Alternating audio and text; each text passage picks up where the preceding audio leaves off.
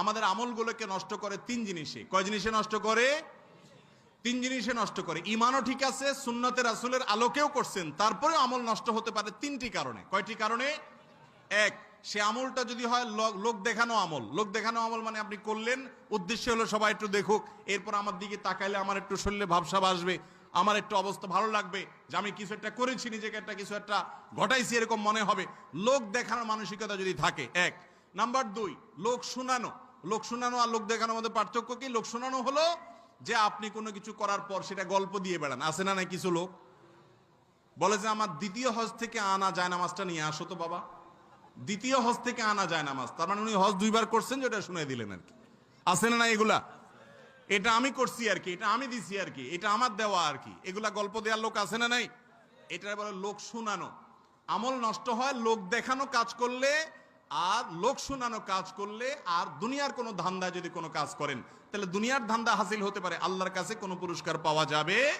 আপনারা সবাই একটা হাদিস হয়তো শুনেছেন, নবী সাল্লাল্লাহু আলাইহি সাল্লাম বলেছেন তিন শ্রেণীর মানুষকে দিয়ে জাহান্নাম উদ্বোধন করা হবে। কয় শ্রেণীর মানুষ?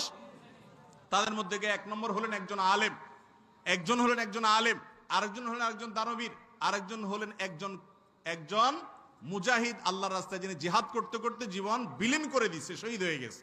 এই শহীদ এবং আল্লাহর রাস্তায় দান করে, সব জায়গায় দান করে এরকম দানবীর এবং একজন আলেম কারি সাহেব, এই তিনজন ভালো মানুষ যাদেরকে সবাই মনে করে মাশাআল্লাহ উনি তো দানবীর সাহেব, সবাই মনে করে উনি তো আলেম সাহেব, কারি সাহেব, সবাই মনে করে উনি তো আল্লাহর রাস্তায় জিহাদ করতে করতে জীবনে দিয়ে দিছে, শহীদ সাহেব।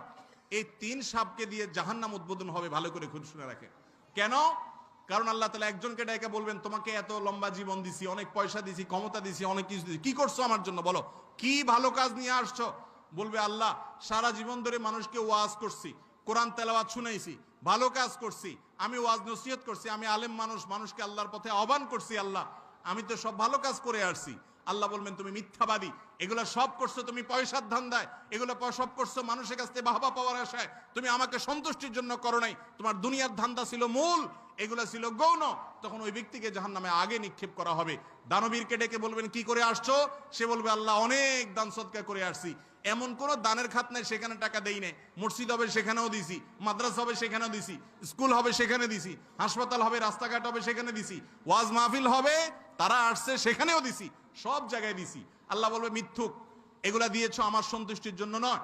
তুমি বলছো এগুলো আমার সন্তুষ্টির জন্য দিয়েছো, এগুলো তুমি দিয়েছো এই জন্য যে তোমাকে সবাই নেতা সাহেব বলবে, তোমাকে সবাই দানবীর সাহেব বলবে, বলবে অমুকের ছেলে অমুকে দিছে, এই ভাবসাবের জন্য দিয়েছো। আমার সন্তুষ্টির জন্য দিলে তুমি সেটা প্রদর্শনের ইচ্ছা রাখতা না, এই জন্য ওই ব্যক্তি